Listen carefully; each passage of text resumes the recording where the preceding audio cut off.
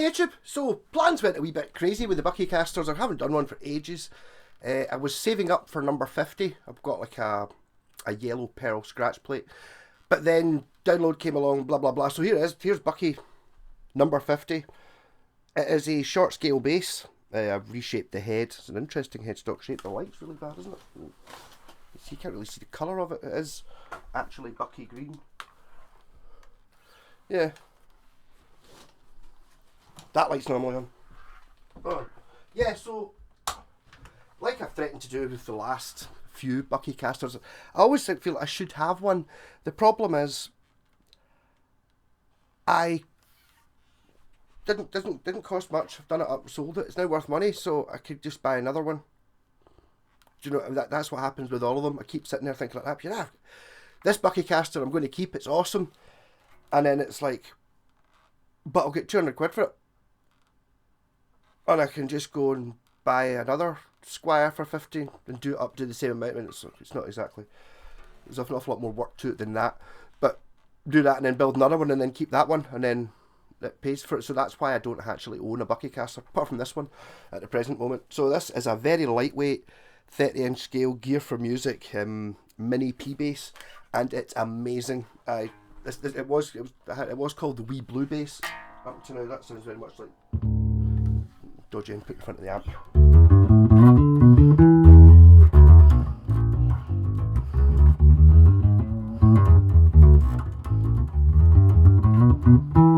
So what happened was I've got a wee bass like this called the wee red bass.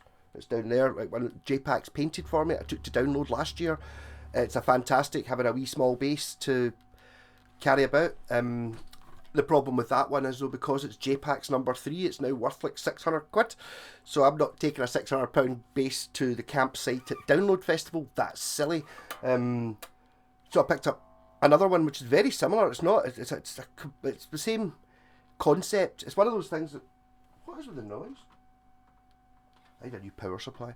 The concept of the short scale P bass is brilliant. It just works. 30-inch scale. It's miles better than an Epiphone EBO. Put it that way. And like stock, did a wee bit of adjustment to stuff like that just to make it play. But it's pretty much stock. These knobs aren't original either. They were actually painted for a buckycaster. They've been sitting on top of my video recorder there for at least a couple of years. And it was like, oh, red knobs, I've got red knobs sitting there. There we go, sorted. So basically all I did was paint the body green, paint the scratch plate, marigold, cut out a Bucky label, stick it on the headstock, reshape the headstock. It wasn't particularly, and signed it as well. It wasn't a particularly bad shape. It's just one of those things. I was sitting there with the French curves and I thought, I think that'll look cool. It looked much cooler before I remembered I was going to put Buckfast on it. Yeah, so this was just going down to download with me as the wee blue bass because it was fine. And then it was going to be tartan. Jen wanted a tartan one for a photo shoot, so I sanded it down to go down, ran out of time, I wasn't well, and then I basically had this in bits and sanded, and it was like, right, I want to take this to download next week, so I just painted it green. It became an impromptu buckycaster, because I should have one anyway, and it was playing it down at download in the tent. It was great. I've actually still got some genuine download mud on it, and our tent was within sight of the main stage, maybe 100 yards away, something like that, so it's been in hallowed grounds. It's been within, not 100 yards, definitely within 300 yards of baby metal. This bass has been last weekend, and Tom Morello, because he was with him. But it just plays so well.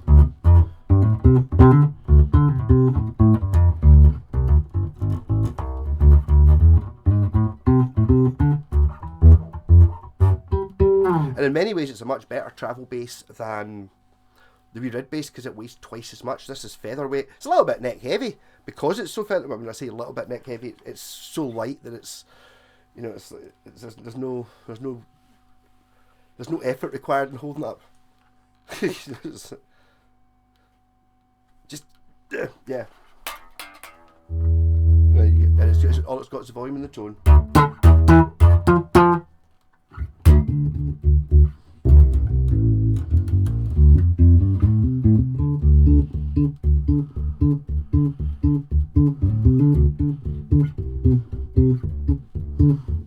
It's so And I mean, if you can get a Roland bass cube, oh, that's fucking amazing. Yes, that and this is all I need. I would totally gig it. So why am I not just keeping it? Oh, that whole thing about I could kind of save £100, just get another one probably. I needed it for download. I can take. I've got the wee red bass. It's kind of I've got too many guitars. I can't justify having them all. This one's just really good because it's really light. Also, it's a buckycaster. I'm kind of talking myself out of selling it, but my reason for selling it is this: my Tarada acoustic, which I got at a car boot sale. It was actually cheaper than this, and I totally don't want to keep that. I'm totally not keeping that, but I fucking love it. I'm keeping that. So.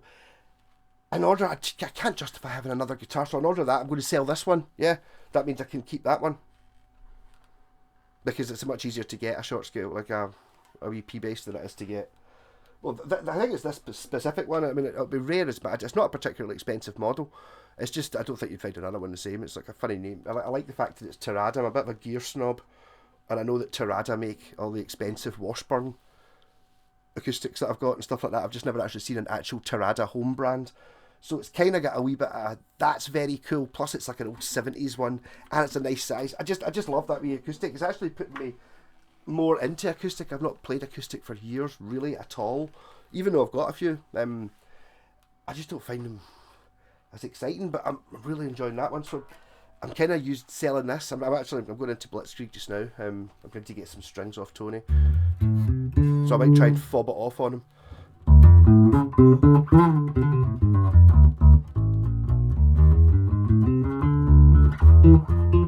But you've seen all the playing videos of this. If you look up wee blue bass, you'll see lots of me playing this when it was the wee blue bass. But I mean, it's just, they're fantastic things. I will have my eye open for these all the time, and I will convert more of them to Bucky and Iron Brew and J-Packs, just because of the concept of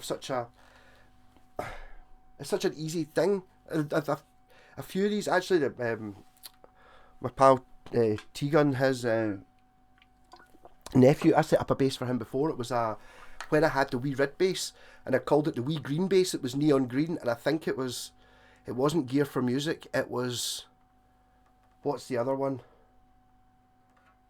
It was Quincy. It was something like that. It was a similar sort of budget brand, and it was light green, and it was amazing.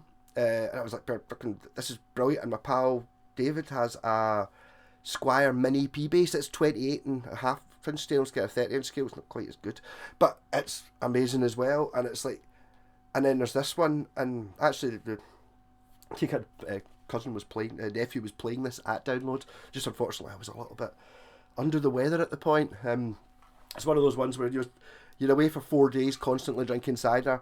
There is a point where you kind of just need to just lie down or just sit somewhere and stare at something for half an hour to kind of... Unfortunately, when he arrived, I was in that mode, so I was like just totally... What's going on? Confused. But he was saying it's pretty much better than his one, but I think it's probably just because he's not... I think it was a couple of years ago or so, so probably just new strings.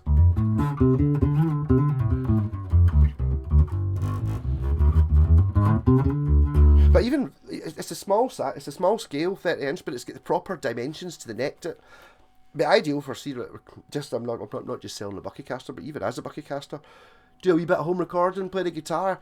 You want a bass just for recording? This is be amazing for that, or just having a jam, or even just learning the bass.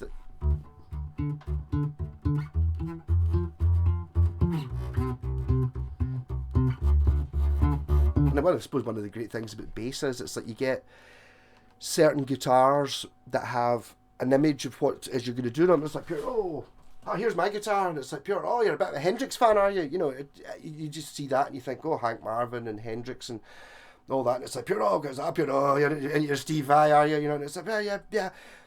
But I mean, you can play anything else. Whereas a P bass, what kind of music does it play?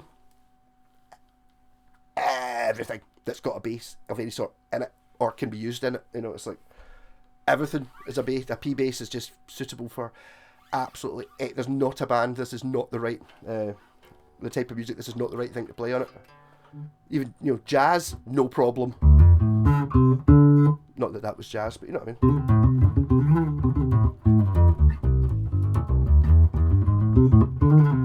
I see the films. I don't want to sell this now because it's that. I hate selling things. No, that sounds really bad. I can't say I hate selling things that are good.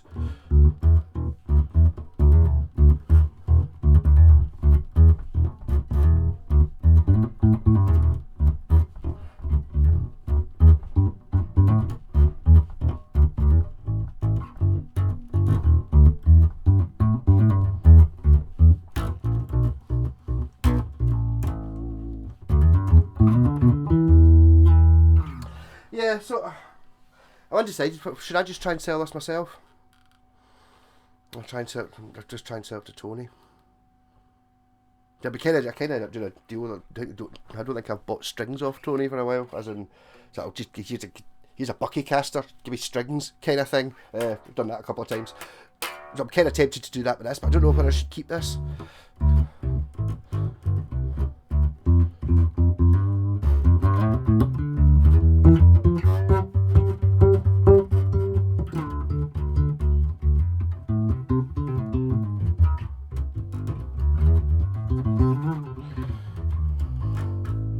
Actually, one of the things I actually want is talking about the 30-inch scale bass. My pal got a Ibanez Talman 30-inch. I really like that. That was a really cool. Actually, to be honest, probably not that. It felt more expensive. This I say it doesn't feel cheap. It's light and it's dead loud when it's not plugged in.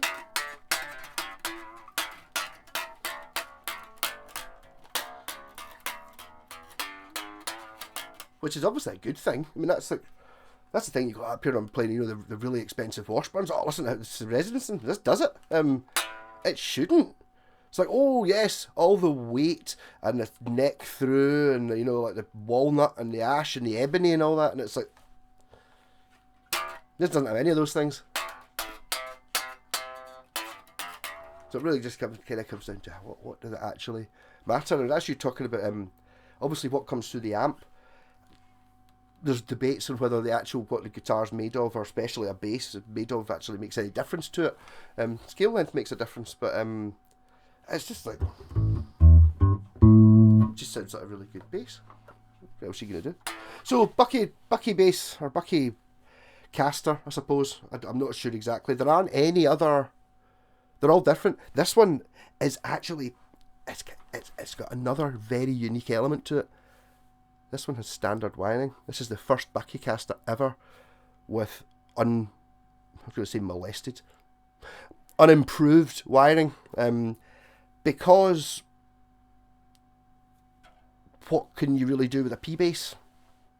My favourite. I mean, I can put a switch in to make it parallel instead of series wiring, which does give you a sort of slightly different sound. But you're playing a wee Bucky bass. You just want volume and tone. You don't want anything else. The other thing I was obviously thinking of doing was sticking in another P bass pickup, running them both in series to give you one big massive fuck off pickup. But I've done that before, and it's one of those things that I don't want to start messing with it because there's absolutely nothing wrong with it. It's like the principles are all there. It's like what would make it actually better? I mean, obviously you could go around and upgrade it. I did it with a wee red bass, put like a high mass bridge on it and a Washburn pickup and go-to tuners, and you're just like, why?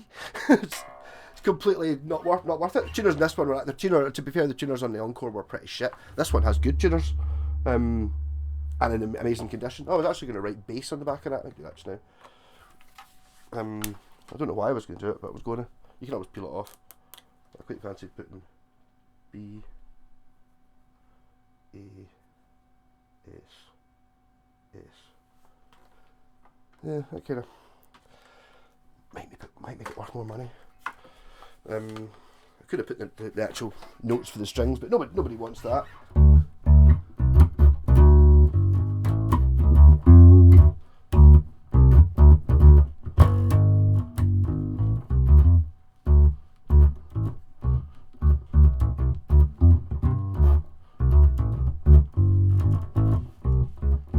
Justification of it again. See, the thing is, I did buy this for me. I got my pal Alex to pick it up for me actually. He was from Greenock. It came from. I mean, just sells at the end of the summer. It's a pretty cool thing to have. It's like, it sticks out. I mean, I'd rather, to be honest, I'd rather promote J-Packs than my own buckycasters. But imagine, you know, I don't know, going up Loch Lomond or something like that, you know what I mean? When you're 20, like we all used to, and you go up, you sit on the beach, blah, blah, blah, take an acoustic, and you turn up with a bucky bass, you are pulling the girls, no problem with this. It's like, especially if you can play the bass as well. This will be, everyone will be like, oh my god, no way, is that? And it'll be like, is that a real buckycaster? Because people will know what it is. Slightly famous, you know. Is that a real one? And they'll be like, yep, says on the back there, by Mad Malco number 50. And they'll be like, oh, no way. Oh. What a legend that man is. I'd probably rather be a legend. Would probably rather be known for something other than making buckycasters, but I'll take it. I'll take it. So, rock on. So, will this be up for sale on Facebook Marketplace? Will this be in the Blitzkrieg shop? Will Tony be in the Blitzkrieg shop? Am I still going to go into the Blitzkrieg shop? I think I will. I want to go to Guitar as well. I'm going to buy strings for a Fernandez that my pal. Like, if you've got 8s in stock, it's like, I don't have any strings in stock, and if I did have strings in stock, I wouldn't have had 8s. So I'm just going to go in and buy a set. Rock on. I'm going to take the GoPro on my head as well and see what bargains are to be had in modern guitar land.